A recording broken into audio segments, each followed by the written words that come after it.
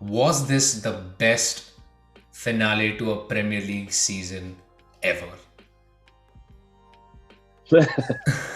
So many things coming up, right? I know. The title race, the Yeah, top let's four race, the the Europa League, relegation yeah, the battle, Europa League and the race Europa League and spots. relegation battle, yeah, and so many farewells as well. I mean, lots of players playing their last games this season in terms of either retiring or kind of moving out of Moving the on. Yeah. club, right?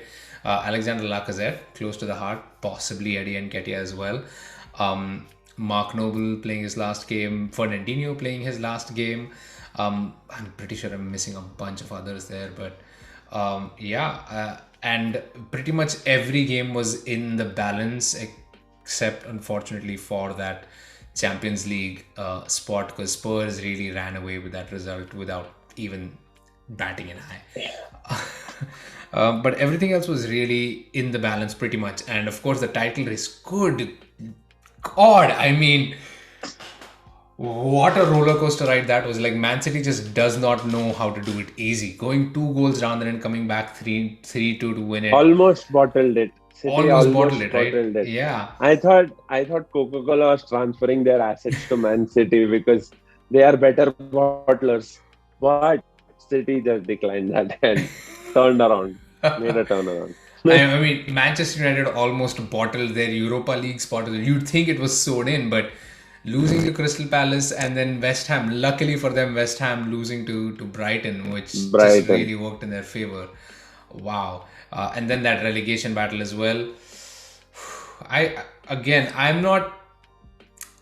I really wanted Everton to go down, but they secured themselves pretty well.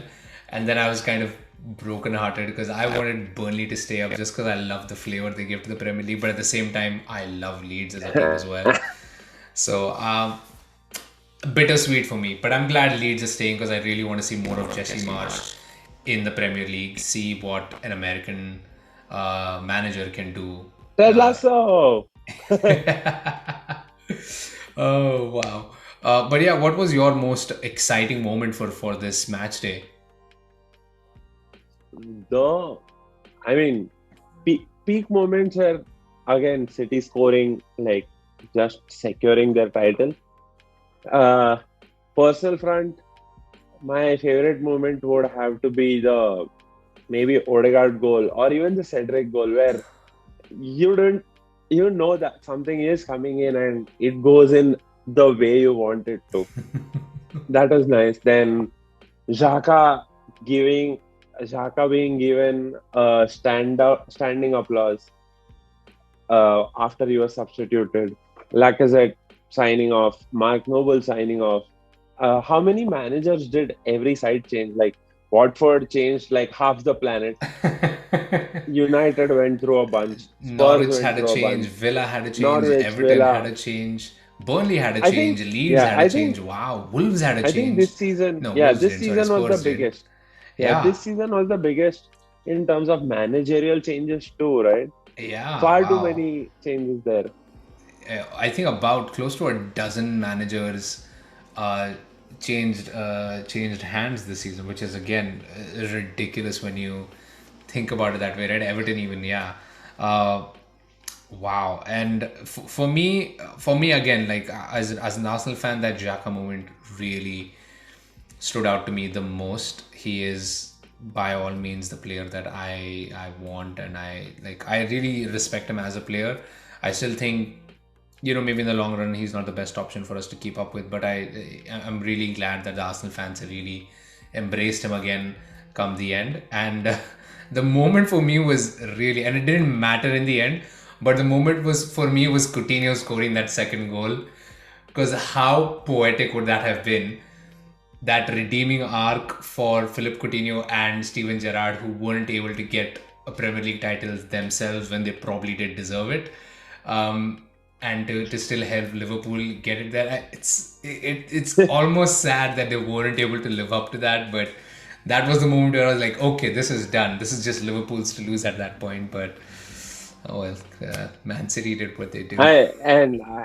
Last before we go, I think David Moyes finally learns a lesson where he can't really have a core set of players that he'll use over and over again, because I think this was a season where West Ham should have made progress, and they were in the Europa League for a long time.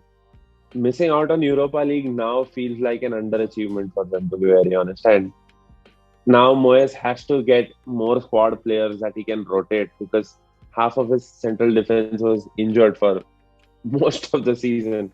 So you would want managers to learn from that, and I hope he makes sensible choices next season, because West Ham do have a decent enough squad right now. Although there are going to be players who are going to be picked out.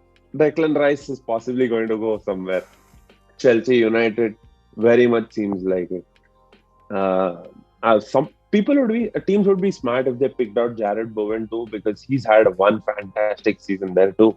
Uh, that was that. That was what I thought. I think mid-table teams should just ransack the teams that have been relegated. Emmanuel Dennis, you have a Dwight McNeil. You I mean, you could have even Bout go for a Weghorst, Timo Maxwell, Pukki. Cornet in Yeah, there. yeah. Cornet, Weghorst. Far too many players that the mid-table teams could use, especially someone like Southampton. Yeah, I mean, we said this before as well. This is probably the most talented group of players that have been relegated in the Premier League since forever, it seems like.